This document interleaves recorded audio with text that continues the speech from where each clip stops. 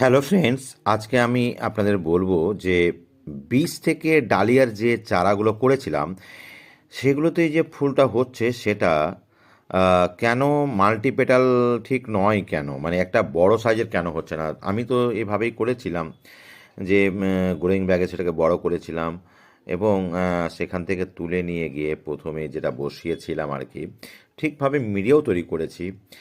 গাছগুলো প্রথম দিকে ভালোভাবে বৃদ্ধিও পাচ্ছিল, তারপরে কুড়ি আসলো, সেই পর্যন্ত ঠিক ছিল। এখন যে ফুলগুলো হচ্ছে, ফুলগুলো যেন একটা জাত আলাদা, মানে ঠিক যেরকম একটা বড় সাইজের মাল্টিপেটাল যেমন একটা বড় একটা আকার ধারণ করে, ঠিক সেরকম যেন একটা পাচ্ছি না। সেটা পুষ্টির অভাবে হোক বা আমার অযত্ন হতে পারে, কিংবা জাতও আলাদা হতে পারে, ঠিক আমি বুঝে উঠতে পারছি না। আপনাদের যদি কোনো অভিমত থাকে অবশ্যই কমেন্ট করবেন, আর ভালো লাগলে অবশ্যই লাইক করবেন আর সাবস্ক্রাইব করবেন ইউটিউব থেকে দেখলে।